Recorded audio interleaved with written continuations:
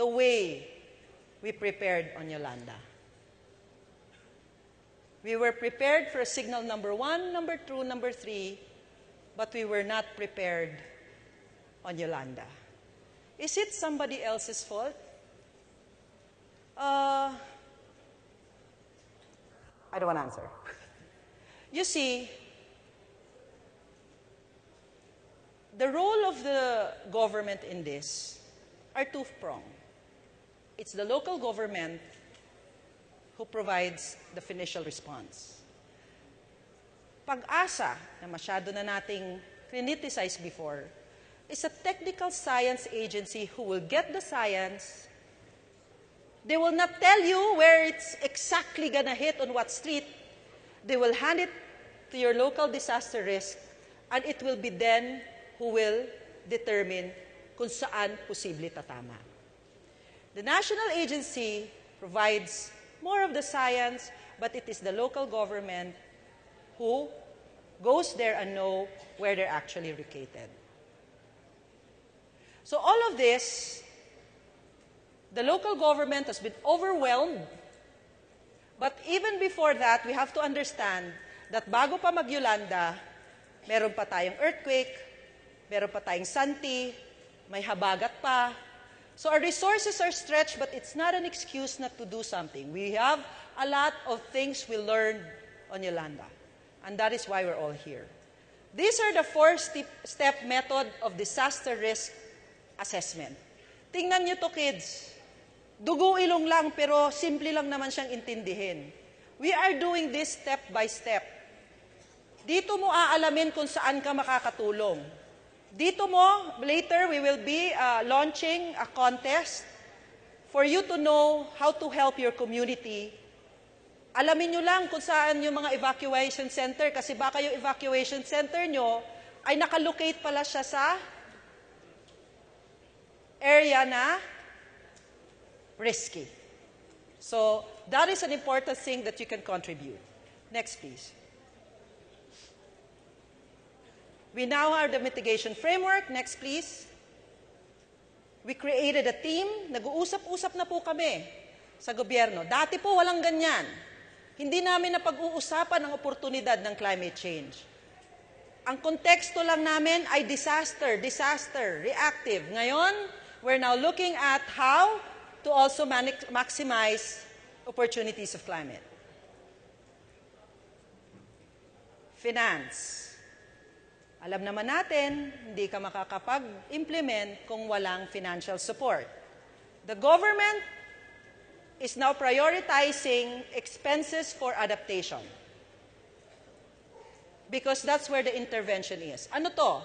Yung mga Project NOAA, yung mga early warning tools, yung mga nakikita nyo sa pag-asa are really intended to help us to adapt kasi meron mga bagay na hindi na po tayo maiiwasan. Ang mitigation, on the other hand, dyan po papasok yung private sector, yung selling green products, for example. Private sector invest on renewable energy like solar and wind.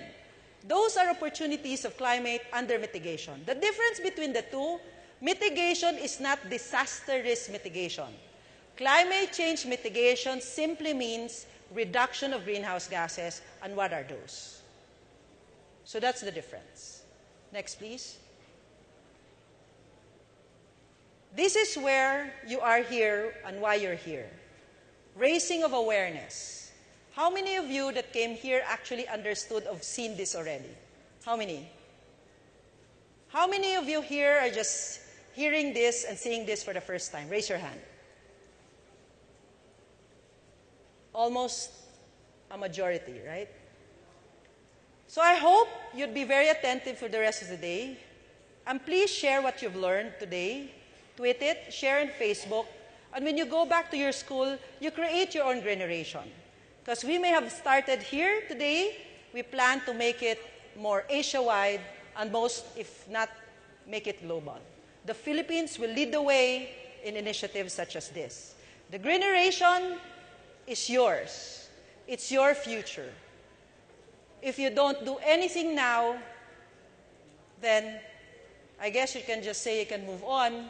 But the main reason or the fact that you're here listening to me even if it's taking so long, and all these technical difficulties we've gone through, is that you've already contributed to the solution. As I've said, what you know will help you. So dito sa Greeneration, lalo na dito sa ating mga kabataang barangay, meron ba? Wala. So the Greeneration is a youth empowerment.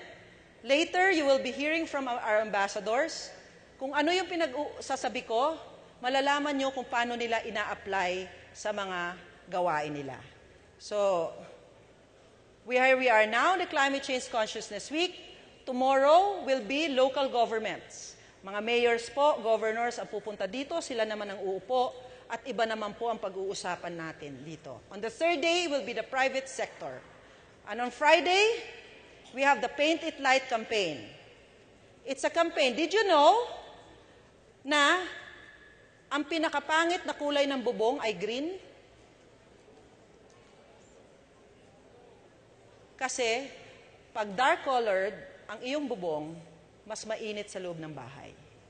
So the Paint It Light campaign is a campaign to say, sabihin mo sa nanay mo, nanay, mas maganda pala kung hindi mo rin lang kami e-airconan, gawin mo ng light-colored yung ating roof. And did you know that if you have a ceiling fan, it's much better than a stand fan? There's a study by UC Berkeley scientists that said in India, they were able to reduce almost 30% of their electricity cost by simply using a ceiling fan. It circulates the temperature, plus of course the light-colored roofing. Kasi ang climate change po, hindi lang naman bagyo. It's also about init. Sa akin nga, mas mahirap pa yung init dahil kung summer, mas mahaba. So anyway, please log on to our website. We now have a new website.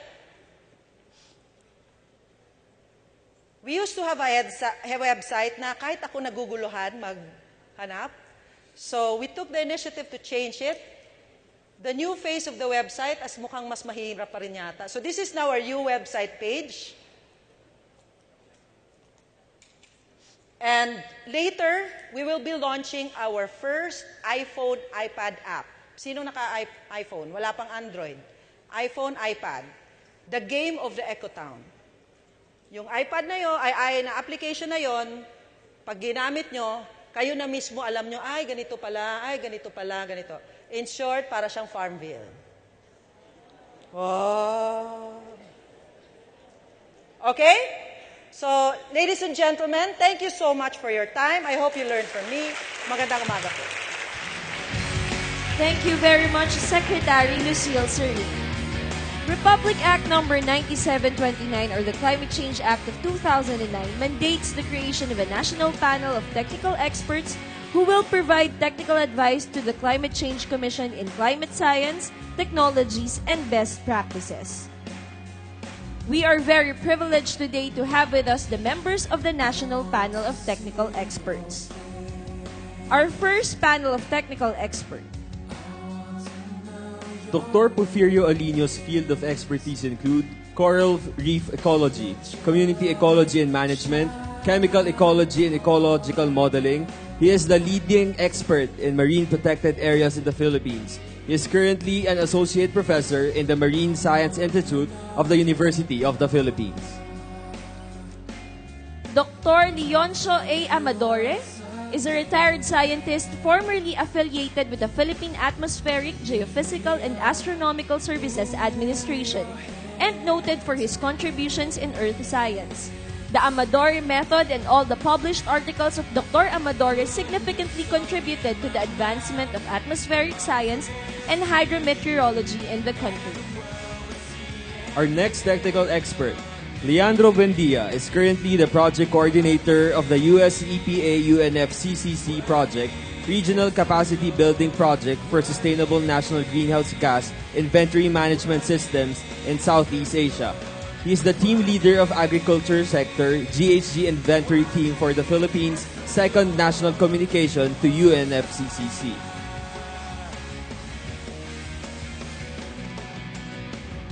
Our next expert is Dr. Rex Cruz. He is the Chancellor of the University of the Philippines, Los Baños. He holds a bachelor's